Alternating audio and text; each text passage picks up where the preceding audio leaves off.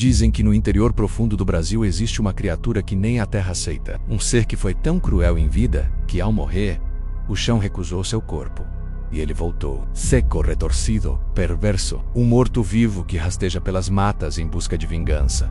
Essa criatura é conhecida como Corpo Seco, e esta é a história da investigação mais perturbadora já registrada sobre ele. A história começa em uma madrugada fria no interior de Minas Gerais. A delegada Helena Duarte, uma investigadora especializada em casos sobrenaturais, recebe uma ligação urgente. É de uma pequena cidade chamada Santa Vereda. A voz do outro lado da linha, um policial local, tá tremendo de pavor. Delegada, temos um problema grande aqui, um problema sério. Ela, acostumada com o pior, pergunta se é um desaparecimento. Não, pior, um corpo sumiu do cemitério, mas não do jeito que você está pensando. A terra cuspiu ele para fora.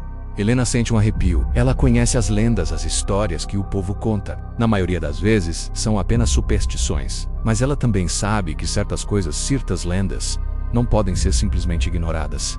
Ela decide ir para Santa Vereda imediatamente. Ao chegar na cidade, a atmosfera é pesada. A neblina parece ter vida própria, se enrolando nos postes de luz como uma serpente. O vento frio corta a pele. No cemitério, a cena é bizarra. O túmulo está aberto, mas não foi escavado por pás ou ferramentas. A terra foi jogada para cima, como se uma força poderosa tivesse explodido de dentro para fora. O caixão de madeira está quebrado em pedaços. E dentro dele, o detalhe mais arrepiante: marcas de unhas profundas e desesperadas. Como se uma pessoa ou alguma coisa tivesse lutado com uma força sobre-humana para escapar dali. Helena encontra o vigia do cemitério, um homem idoso, pálido como um fantasma. Ele jura pelo que viu. Eu vi uma sombra magra, arcada, andando torto, se arrastando em direção à mata. A delegada o encara, cética. E por que você não atirou? O vigia engole em seco, os olhos cheios de terror. Porque o bicho não tinha rosto, doutora. Não tinha olho, era só pele seca e rachada como casca de árvore velha. Helena precisa saber quem era o morto. Ela busca os registros e descobre o nome: Bernardo Siqueira, falecido aos 78 anos. Mas o nome dele não vem acompanhado de condolências. As pessoas da cidade falam dele com uma repulsa visível, um ódio guardado por décadas. Batia na esposa até ela não conseguir levantar. Espantava as crianças da rua com pedradas. Uma vez envenenou os cachorros do vizinho só porque latiam. Ele nunca ajudou ninguém e só fez o mal por onde passou. E uma frase se repetia, sussurrada de boca em boca como uma maldição: nem Deus quis ele vivo, e nem a terra quis ele morto.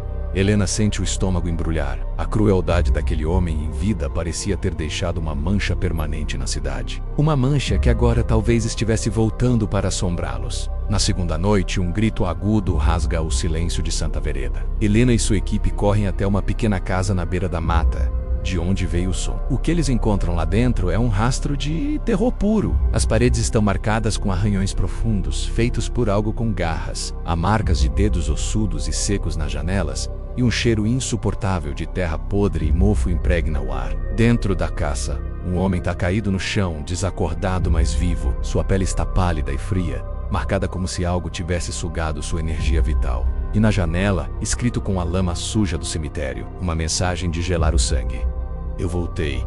Naquele momento, Helena entende. O Corpo Seco não atacava por fome, como um animal. Ele atacava por puro rancor. Era uma vingança vinda do túmulo. A delegada sabe que precisa encontrar a criatura antes que ela ataque de novo. Ela organiza uma busca e segue as trilhas que levam para a floresta densa. As árvores ao longo do caminho estão marcadas, riscadas por garras que rasgaram a casca. O som de galhos secos quebrando ecoa ao longe, sempre parecendo estar mais perto do que deveria. Sua equipe instala uma câmera de segurança improvisada, com sensor de movimento, em uma das trilhas principais. Na manhã seguinte, ao revisar as imagens, eles capturam algo que desafia a lógica. A criatura era mais magra que um cadáver comum, com a pele esticada sobre os ossos de uma forma doentia, completamente seca e rachada como um tronco de árvore morta. Sua cabeça estava inclinada num ângulo impossível, e o pescoço estalava audivelmente ao virar. O rosto era uma máscara de horror, deformado, enrugado, sem qualquer traço de expressão humana.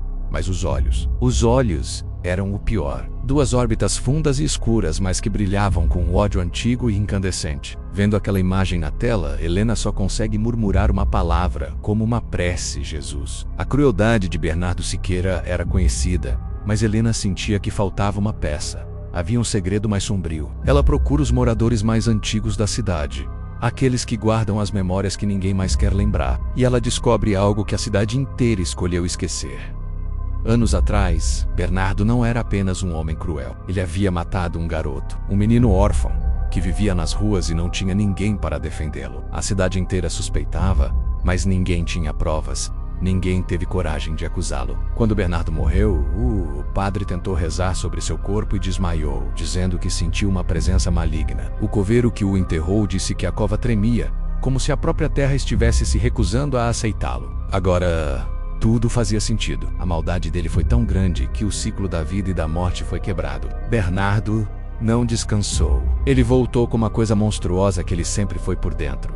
Ele se tornou o corpo seco. Na terceira noite, uma tempestade desaba sobre Santa Vereda. A chuva forte transforma a terra em lama. Para Helena, é agora ou nunca. Ela e 2 policiais corajosos se embrenham na mata, seguindo os rastros de lama seca que a chuva ainda não havia apagado. Eles encontram a criatura em uma pequena clareira. Ela tá lá, parada, curvada sobre si mesma, encarando-os na escuridão. O corpo seco estala os ossos do pescoço e abre a boca num grito silencioso, um buraco negro de pura agonia. Helena, com o coração batendo forte, aponta a arma. Bernardo Siqueira chega. Acabou. A criatura se vira lentamente e algo impossível acontece. Ela fala uma voz oca, arranhada, seca como folhas mortas sopradas pelo vento. Não, acabou. Nunca. A terra me rejeitou. E agora, vocês vão me sentir com uma rapidez sobrenatural. Ele avança. Os policiais disparam, mas as balas atravessam o corpo seco como se fosse feito de fumaça e casca de árvore. Não o afetam. Em meio ao pânico, Helena se lembra de um detalhe da lenda, uma história que uma senhora lhe contou. O corpo seco só tem medo de uma coisa: o fogo. O fogo que purifica, o fogo que transforma. Ela rapidamente acende um sinalizador de emergência. A luz vermelha e intensa ilumina a cena. A criatura recua, sibilando, protegendo o rosto inexistente. Helena avança com o sinalizador na mão, e a pele seca do monstro começa a pegar fogo instantaneamente como papel. Entre gritos guturais e estalos de ossos queimando, o corpo seco cai no chão, se contorcendo enquanto as chamas o consomem, até virar nada mais que um monte de pó escuro. O vento da tempestade sopra cinzas para longe.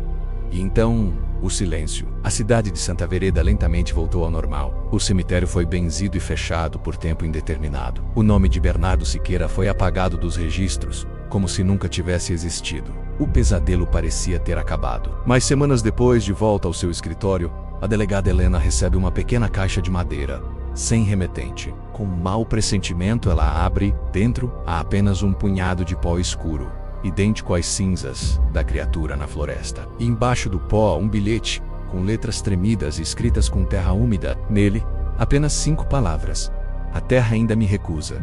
Helena sente o ar do cômodo ficar gelado.